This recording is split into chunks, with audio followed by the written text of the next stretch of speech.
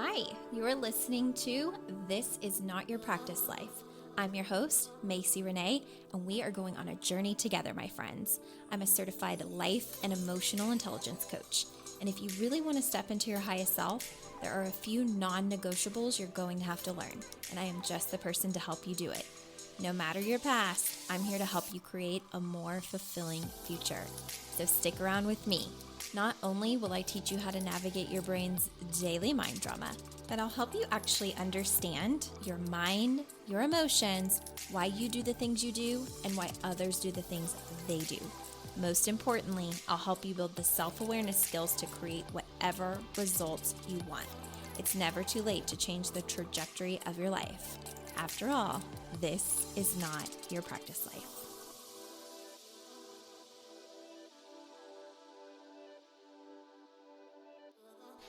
Hello. Good morning and welcome back to another episode of This Is Not Your Practice Life podcast.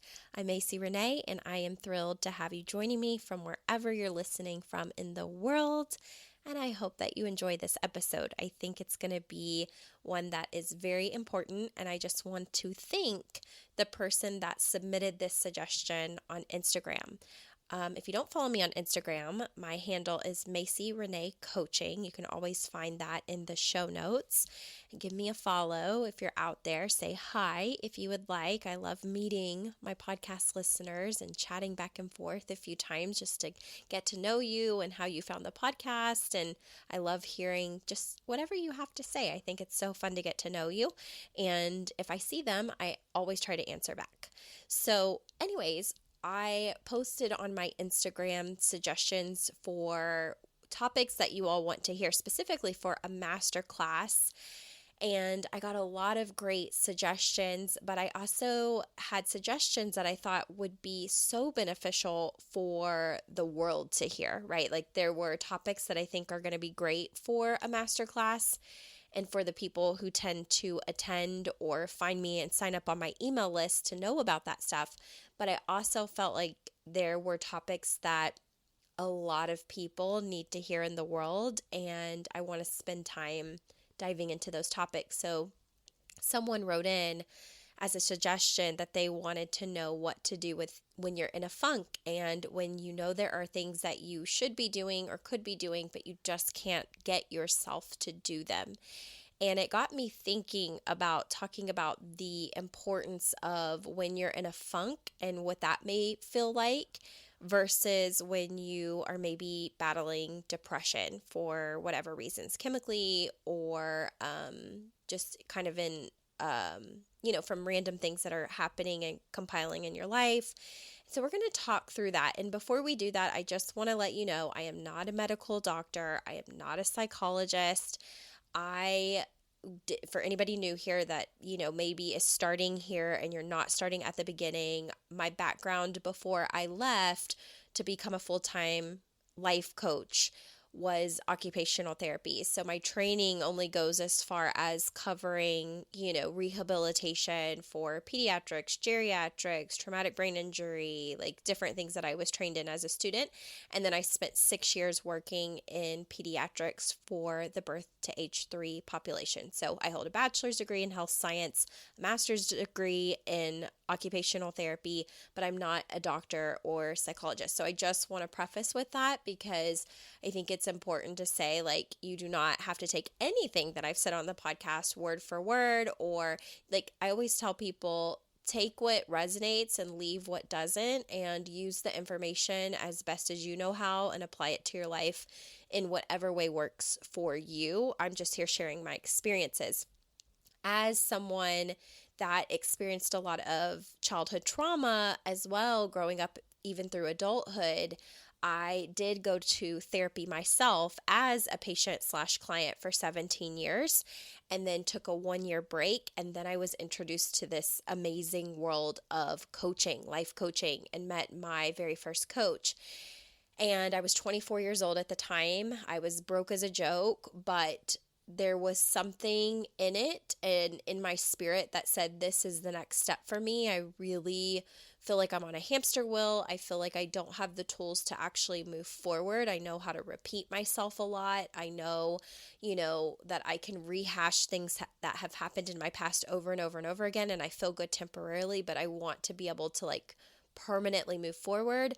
And so I really had the mindset of, even though I'm broke as a joke, I will figure it out. I will figure out how to, invest in myself and my brain. And I started working with my coach, and I have been working with coaches pretty consistently for the last 6 years. It's getting ready to go on 7 years. And I've been in personal development, reading all the books and consuming all of the knowledge for, I think at this point, maybe like 9 years. So I love this work. It's very near and dear to me, but again, take and leave whatever does or does not resonate with you and your system. And know that I am not a medical doctor sharing any of this. Okay, I'm just sharing my life experiences through both personal experience and through being an occupational therapist and now a full-time life coach. Okay, so the topic is, are you in a funk? Are you depressed? Let's talk about this and get through it together, okay? And I want to tell you that the definitions I'm getting ready to give are really just from my own mind and what I consider to be the case for both of these, okay, individually. So whenever someone says to me I'm in a funk, or whenever I've thought about myself being in a funk, the way that this resonates for me, and again, this could be different for you, but the way that this comes across for me is that oftentimes I feel very blah. Like that's the way that I know how to describe it. I feel blah. I don't totally feel bad, but I also don't totally feel good either. I'm a little bit in between, and I kind of feel like I'm just existing and on autopilot. It's hard to get myself moving. I know that there are things I could be doing, and yet I find myself not always doing them. I can recognize that I'm probably bogged down with a lot of emotions, but I might not know exactly what those emotions are, why the funk is coming about, or how to get through it. Okay, so that's how I kind of describe a funk for me.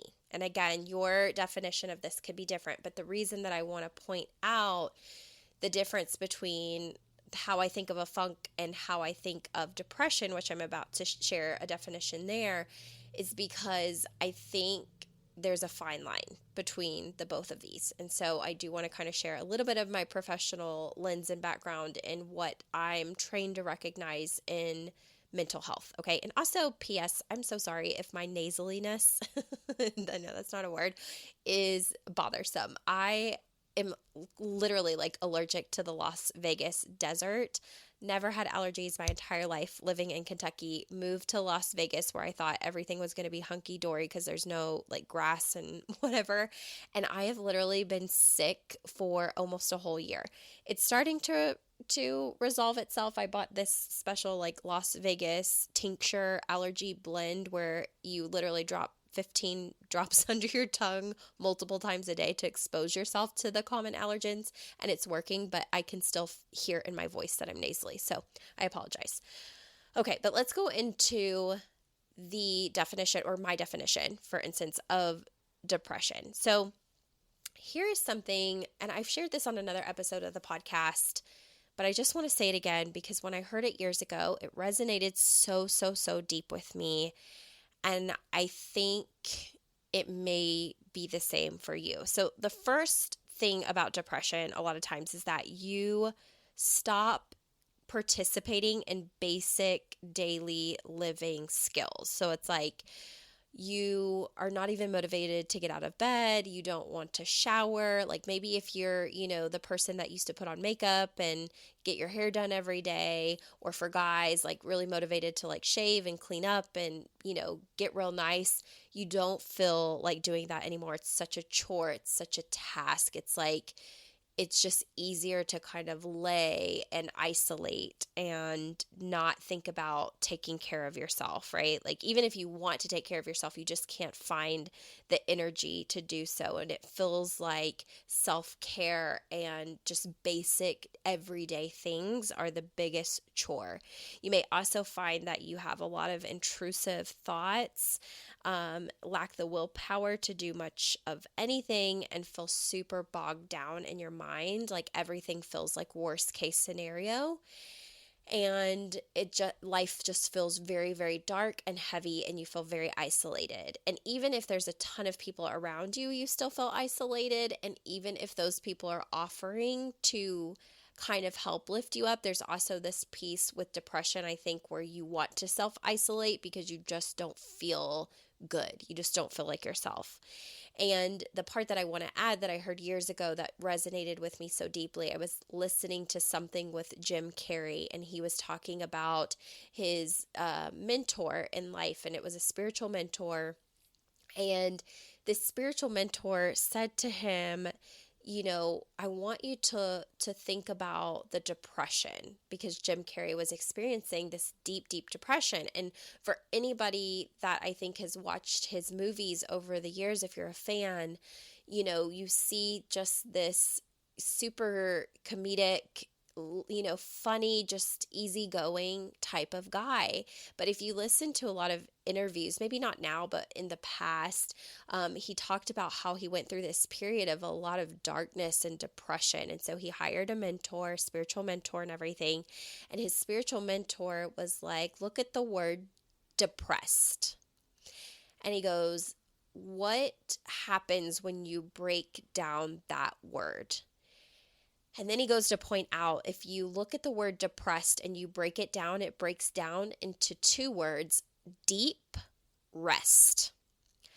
And he told Jim Carrey, you need, like when you're feeling depressed, it's your body saying you need deep rest for the character you're pretending to be or play. Deep rest from pretending, right? From being this false character. That really hit home with me because I don't suffer from diagnosed depression, but I have definitely had periods of my life through being someone who has had trauma. I have had those periods in life where I have felt very depressed. And sometimes it would last days, sometimes it would last a week, but I was always able to kind of pull myself up and out of it. And I think a lot of that was going to therapy, having resources, right? Like even hiring my coach in the very beginning, I was probably very depressed, right? Like if I look back now, I'm like, oh my gosh, she was definitely coaching me through some deep, deep, deep stuff that I probably could have also been going to therapy for.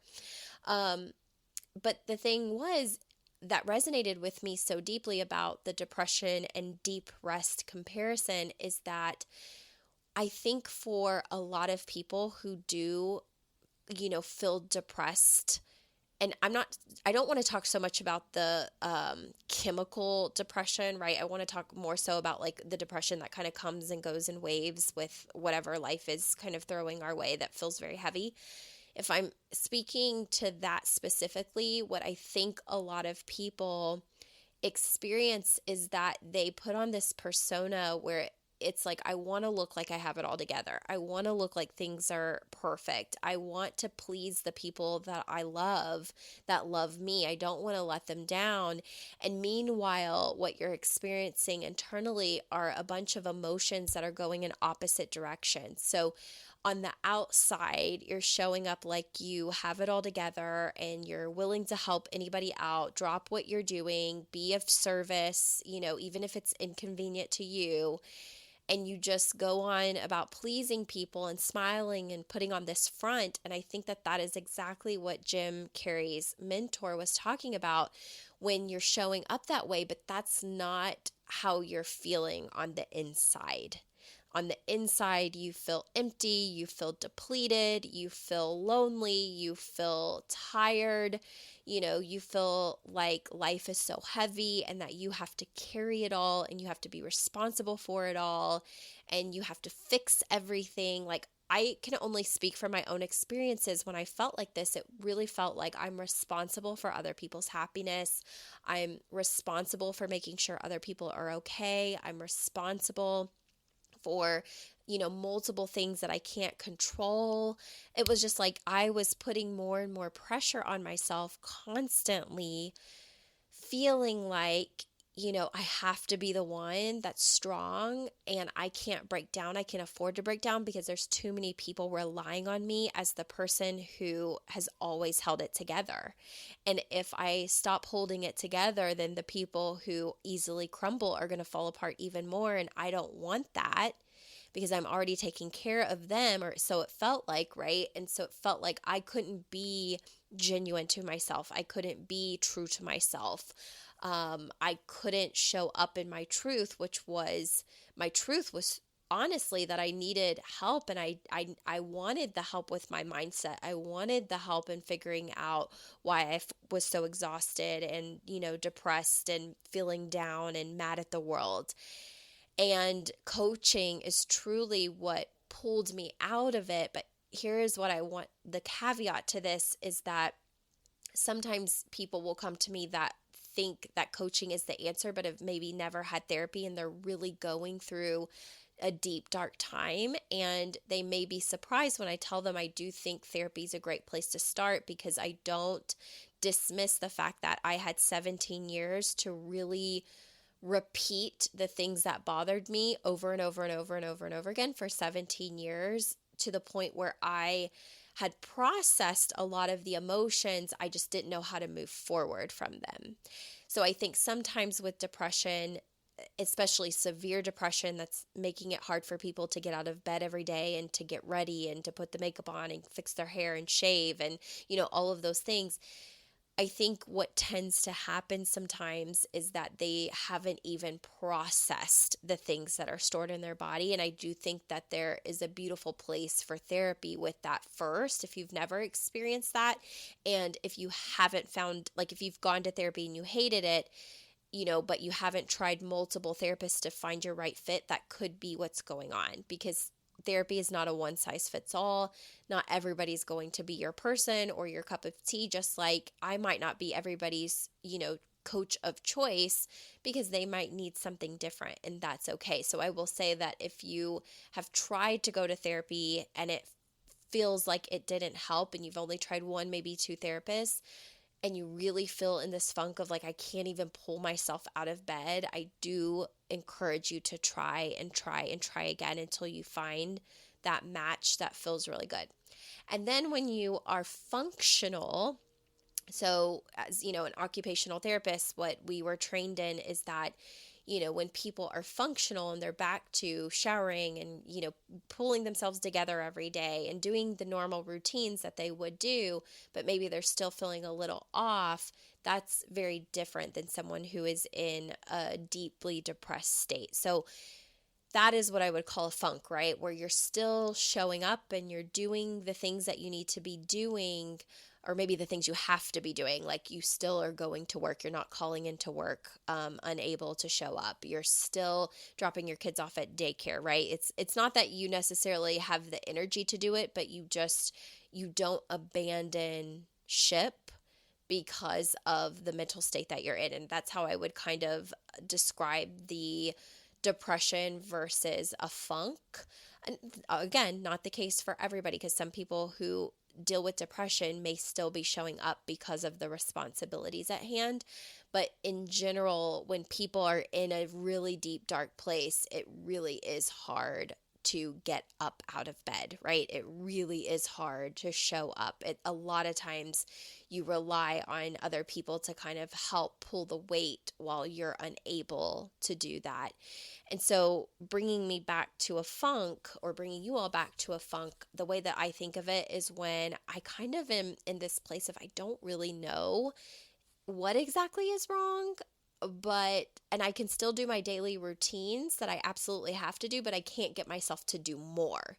Like I can't get myself to show up as my highest self. I can't seem to get myself to do the things that are going to really serve me. Like maybe I have goals, but I'm not really showing up to those goals. That's how I would categorize a funk more so. than being in a depressed state. Does that make sense to everybody? And again, these are my definitions and kind of what I've seen over the years, just both personally, professionally, even in family life, things like that, of that nature, people who have struggled with mental health issues very close to me. That seems to be the difference. I don't tend to become super worrisome about myself or other people until I notice that they are completely abandoning themselves in every way, shape, or form. That's whenever I think the depression thing is a real deep concern and maybe cause for professional therapeutic help. But all of that to say, if you are in a funk, that's who I'm going to really direct this conversation to from this point forward, okay? If you feel like you're in a funk, there are a few things that you need to know about our sneaky, wonderful, completely, sometimes out of control brains. Okay, the first thing is our brain loves to keep us safe. So we have to be mindful and watch for when it's fighting us from getting us out of our comfort zone.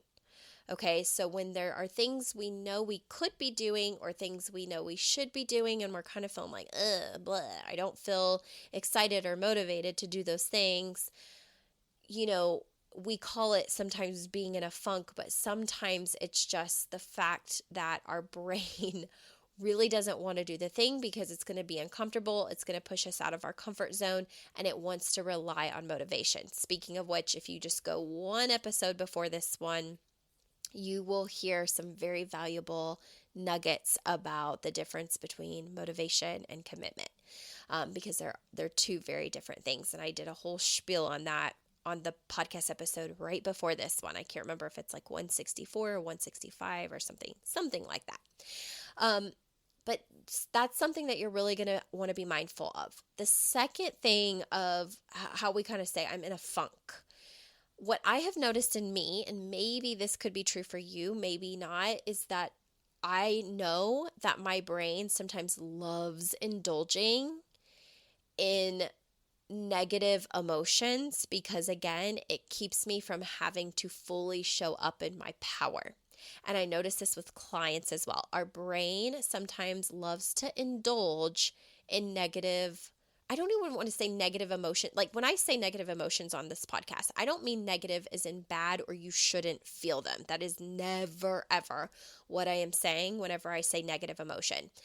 The better way to describe it is when there are uncomfortable emotions, I should say, rather than negative and positive emotions, uncomfortable versus comfortable emotions, right? Like, and even that sometimes is not even good because like you could say it's comfortable to feel happy, but some people are very uncomfortable feeling happy, right? They're kind of like, or excited. Like sometimes excitement feels very anxiety ridden in our body. And so sometimes people are like, I hate being excited, or I hate surprises, or I hate, things that I know are going to be good because it doesn't feel good in my body. So I'll try and find a better word for that. But just know whenever I say, whenever we're feeling negative emotion, I never mean it in a negative context, like you shouldn't be feeling those things. Anger, sadness, frustration, they tend to feel uncomfortable / negative in our body, but just because we're having those emotions doesn't actually mean there's something wrong. And what I'm saying is that whenever our brain says, I'm in a funk, I don't want to do the things I know I could be doing or should be doing that will move me forward, sometimes it's as simple as our brain wanting to indulge in those uncomfortable, negative feeling emotions. Okay? Because the funny thing is when it indulges in negative, uncomfortable emotions in our body, you don't have to change a single thing.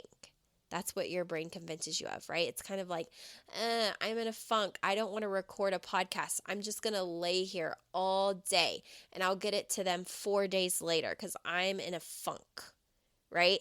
And what I want to call your attention to is that without the awareness, if I just allow myself that indulgence in my negative emotions, I'm not going to get it done. So I really have to find the distinction between, am I in a funk? Am I depressed, right? A lot of times I'm in a funk, and if I'm in a funk, why is that? And what I have found over the years for the reasons that I'm in a funk, it can vary, right? It could be circumstantial, that's making it feel very, making life feel very like bleh at times, right? But here's what I want to tell you to bring you back into your power. And you'll learn this if you go back to the beginning if you're new here. But there's something called the model that I was trained in through the life coach school, and it's abbreviated CTFAR. And the C stands for our circumstance. Okay. And if you were to put those letters like in a vertical line, the C is your circumstance, the T is your thought, the F is your feeling, the A is the action, and the R is the result. Okay. And basically, whenever life happens, those are circumstances. And all of our circumstances are neutral. And how we know that is because a circumstance can happen to, let's say, a group of 100 people, and 50 people could feel one way about it, and 50 other people could feel another way about it. Okay. And that makes the circumstance, it's neutral until we have thoughts about the circumstance. Okay. So the example that I constantly run into the ground with my clients is if you're on the expressway and your tire pops suddenly. Okay. You're trying to get to something important and your tire pops on the expressway. That's neutral. Okay, it's neutral. And the reason that we know that is because not everybody would be thinking the exact same thoughts. You could have people with multiple opinions about the same circumstance. So there could be, if I'm going back to the 100 people, 50 people might have the thought process, thank God we're safe. Thank God we have people that can come to our rescue, AAA, right? A tow truck, family members. Thank God that the tire popping on the expressway didn't hurt anybody else, that it didn't hurt us. That could be 50% of the people. The other 50% could be completely beside themselves of, I'm going to be late to my event. This is so inconvenient. You weren't paying attention. That's why the tire popped. And this is so annoying. Now we're going to have to spend money. Now we have to wait all this time, right? Their thoughts about the exact same circumstance could be completely different. And when I say this, that is why our circumstances are never dictating what result we're getting in our life. A lot of times it's our thoughts about the circumstance. Okay. Now, here's the funny thing. When you have a thought about any circumstance you're dealing with in your life, thoughts then generate feelings/emotions in our body. Okay, so whatever thoughts you're having, consciously or subconsciously, then creates emotion that you're going to feel in your body. It could be emotions that feel really good and happy and joyful. It could be emotions that feel very like blah and negative and not so great. Okay, and once your body experiences emotion, then that drives the action you take or don't take in your life. The action that you take or don't take based on your emotions and based on your thoughts is what creates the results that you see in front of you. So going back to the tire popping on the expressway, for the 50% that say, thank God we're safe, that could have been so much worse. I'm so glad nobody was hurt. Those are their thoughts. Those thoughts may make them feel the feelings of gratitude, safety, reassurance. Okay. Safety, reassurance, gratitude then drives the actions. When they're feeling that way, they may happily call the tow truck, or a family member to ask for help, dish out whatever money to get them to wherever they need to be, right? Like get the car towed, take an Uber to where they were trying to go. It's going to drive the action line for them. And then the result of that is going to be the car gets taken away and taken care of. Everybody's safe and sound, and they get to maybe go to the event even if they're late. Okay, so that would be the result that 50% creates based on not the circumstance, but their thought about the circumstance, their feeling about the circumstance, the action and the result. Okay, or the thought, the feeling, the action, or result. So if we look at the other 50%, that is, in the same exact circumstance, but if their thought is like, this is so inconvenient, we don't have the time for this, now we're going to be late, it's all your fault. Again, those are just thoughts, very different from the other 50%. Those thoughts may make someone feel annoyed, frustrated, and upset. If they feel annoyed, frustrated, and upset, that's going to drive their actions that they take. So the action may be that they don't call a tow truck, they fight with their significant other or spouse, they yell in front of, the kids or whoever's with them, they go back and forth about what they should do next, they, stop speaking to each other. Like, it could drive the whole list of actions that they do or do not take. And then they get the result. And their result may be they never end up showing up to the event. They're not speaking to each other. They go to bed angry. And, maybe the car doesn't get towed, or picked up and it's still on the side of the road. Like, the point of the matter is that our circumstances are neutral until our brain provides a thought. So how does this relate to being in a funk? You have to check yourself when you're indulging in emotions and thoughts that are keeping you from the result that you actually want. Okay, and our brain is really good at indulging in, I'm in a funk, I don't feel like doing it. And all of that to say as well, something that you have to be onto yourself about is, do you actually allow yourself to feel the feelings and process them? Okay, because what a lot of people do instead of actually feeling and processing their emotions is they buffer. Okay, so whenever you feel in a funk, you get on your cell phone and you start watching Instagram reels, scrolling on Facebook, Pinterest, right? You turn on Netflix and you start binging a new show. You grab the snacks even though you're not necessarily hungry, and you just start eating because it's going to make you feel better to have your favorite snack. And then you go and you maybe, I don't know, work at the gym for several hours, or you start shopping online and buy a bunch of stuff that you don't need. Like, you start partaking in distractions because of how you're feeling, rather than actually sit and process and feel the feelings until you've moved out of the funk so that you can get to business. Okay, so sometimes when we're in a funk, we really just have to be onto ourselves about checking ourselves. Now, again, if you're in depression, okay, and you're not getting up and doing your daily, everyday routines, and you're having trouble getting out of bed, and you're needing to call in to work for mental health days, and you just have this dark cloud over you, that's different, right? Like, that's going to be more mental health related, where you probably should seek out some professional help, like a therapist, okay? Someone who can monitor you and get you back at least to what we called in occupational therapy baseline. So like, if I started having a patient coming into therapy that's no longer brushing their hair, brushing their teeth, wearing the same clothes that I've seen them in for, multiple days in a row or multiple weeks in a row, and they're just not looking like themselves, they're not really saying much, they're telling me, things like, it's really hard to be alive and things like that, that's whenever my red flag goes off as a professional. And I'm like, okay, they're depressed, they need professional help. Okay, and then I release the reins and make sure that they're getting the help that they need. Okay, and that is understandable when people are in that place where things are not getting done that maybe they're like, I know that I should, but I just literally can't, right?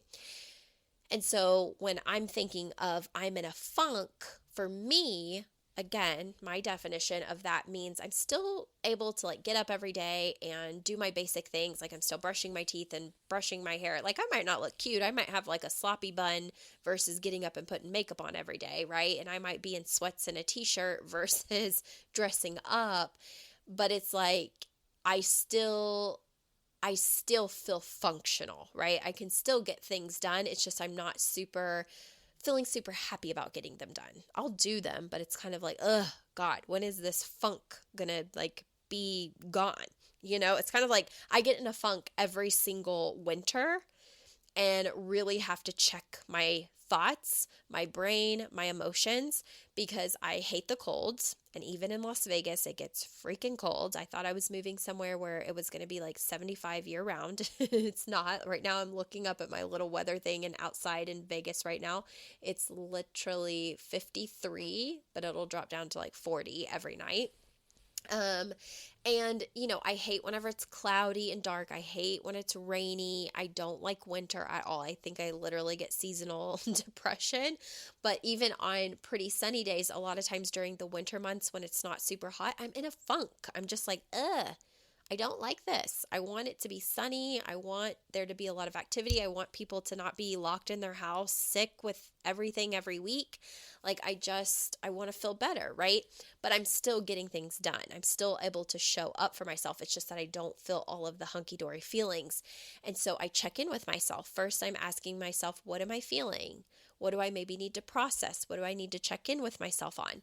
Then I go into what am I maybe indulging in?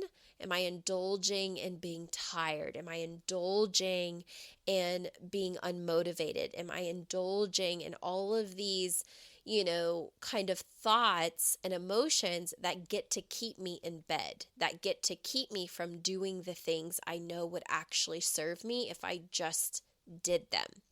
And I call myself out on my BS, and I commit to doing the things that are important to do. So like even if I'm in a funk and I don't want to record a podcast, I've committed to recording a weekly podcast, so I'm going to get it done.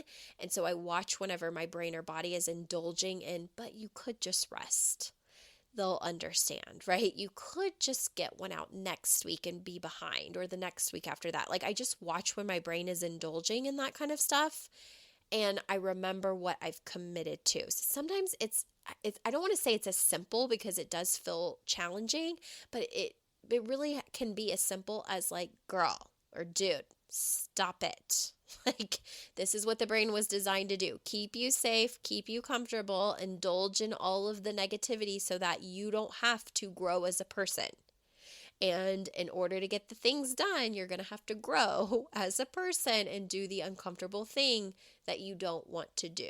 And so I know that might not be the answers that we want to hear per se, but I will tell you that when you commit to something and you process your emotions and like you're on to yourself and you get really good at being a mind ninja is what I call it, where you notice your thoughts, everything in the game can change for you. That's like the biggest thing that I love seeing when I'm working with my clients, when they come on a call and they say, Macie, I was able to see what my brain was doing. Like that's when I feel like coaching is really the most powerful thing, is truly when my clients come to me, and rather than wanting a million answers, they are literally so introspective, and it does take practice, but they become so introspective that they're like, I see exactly where my brain is going down a bad path or a rabbit hole, and I'm able to catch it. Now I need your help of knowing what to do with it, because this is what I did and this is how I felt after, right? So like we're able to problem solve so much faster and solve for their problems so much faster when they're really on to themselves and they're really noticing, here are my thoughts. Here was the circumstance.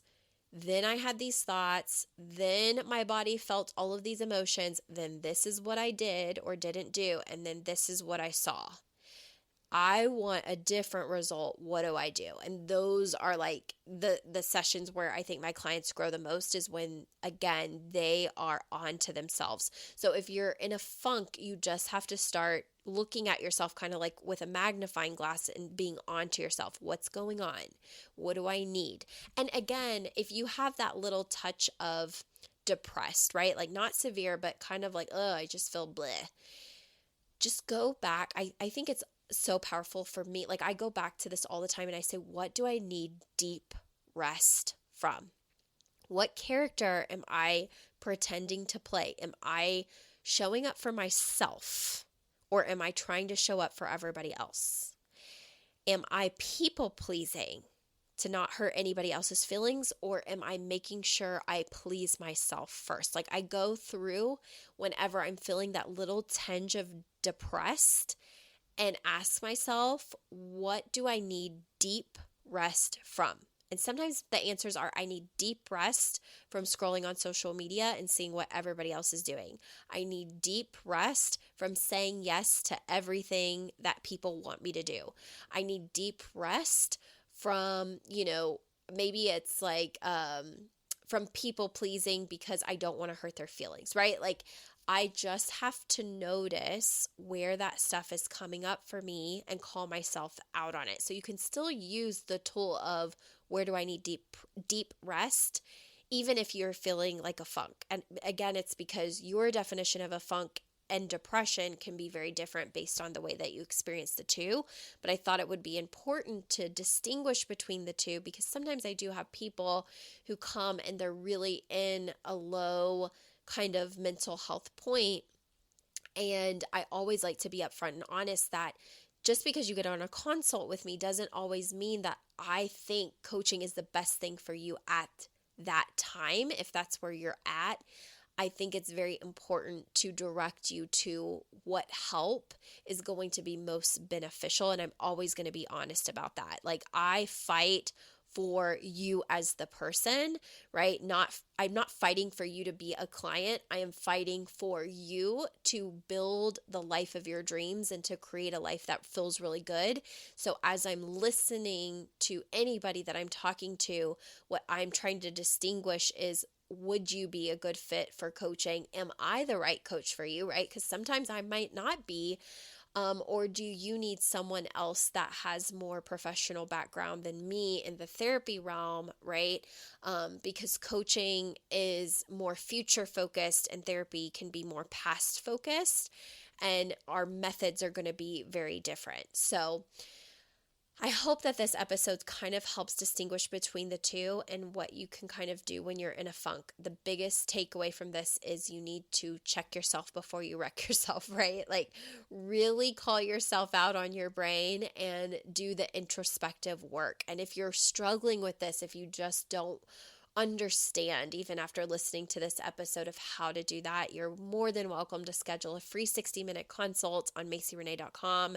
We can talk about the things you're specifically going through, your specific circumstances, what you specifically are thinking and feeling, and I can help you work through that and build some awareness on the consult. And then if coaching is something that you're needing and I am a good fit for you, you're a good fit for me, then we can talk about the different things that I offer. Otherwise, I will do my best to point you in a direction that I think is going to help you move forward.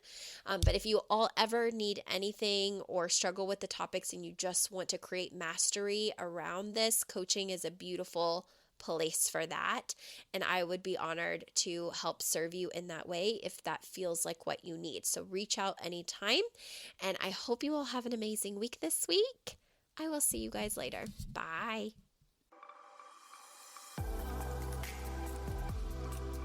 Hey there. Thank you so much for joining me on today's episode of This Is Not Your Practice Life podcast. If you'd like to connect on social media, you can find me on both Instagram and Facebook at Macie Renae Coaching.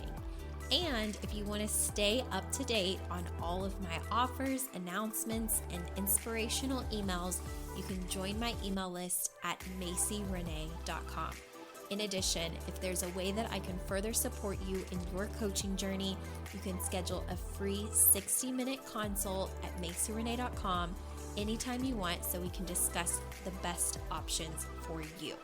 I look forward to seeing you next week, and I hope you have an amazing day.